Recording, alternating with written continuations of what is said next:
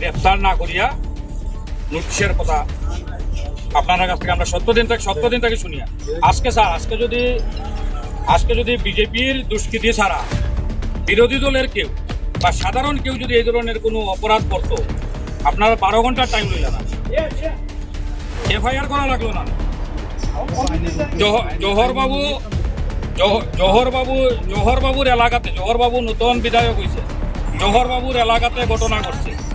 যদি অন্যরা কেউ এই ঘটনা করতো আর বিজেপির নেতা মন্ত্রীরা মন্ডল সভাপতিরা আপনারা ফোন করতো, 10 মিনিট টাইম দিলেন না, আপনারা অ্যারেস্ট করলেন। এই জায়গা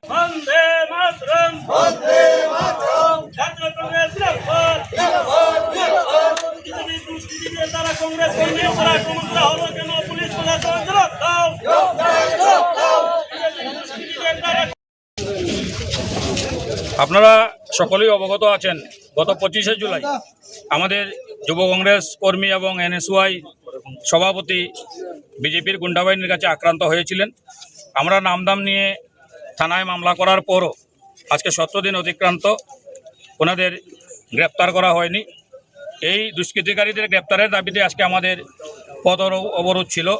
আমরা দুপুর 12টা থেকে পথ অবরোধে সামিল হয়েছিলাম।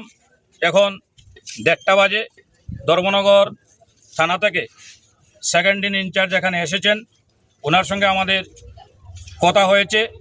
ওনাদের কথা থেকে আমরা যা বুঝতে পেরেছি, শাসক দলের ছত্রছায়ায় থাকায় কোনো অজ্ঞাত কারণে পুলিশ প্রশাসন ওনাদের গ্রেপ্তার করতে সাহস পাচ্ছে না।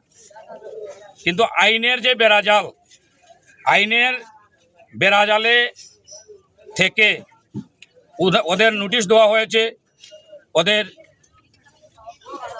বিএনএস অ্যাক্টে 60 দিনের মতো চার্জশিট দিতে হবে, এই কথাগুলো ওনারা আমাদেরকে বলছেন।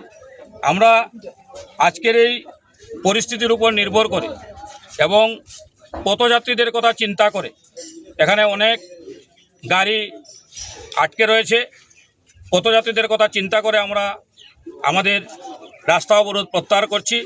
আমরা বলেছি, অবিলম্বে যদি বিজেপির গুন্ডাবাহিনী যারা ধর্মনগরের নবনির্বাচিত বিধায়কের প্রচ্ছন্ন মদতে ধর্মনগরে অরাজকতা কায়েম করে চলছে, তাদের যদি অবিলম্বে গ্রেপ্তার করা না হয়, আমরা পরবর্তীতে পুনরায় আন্দোলন সংগঠিত করব।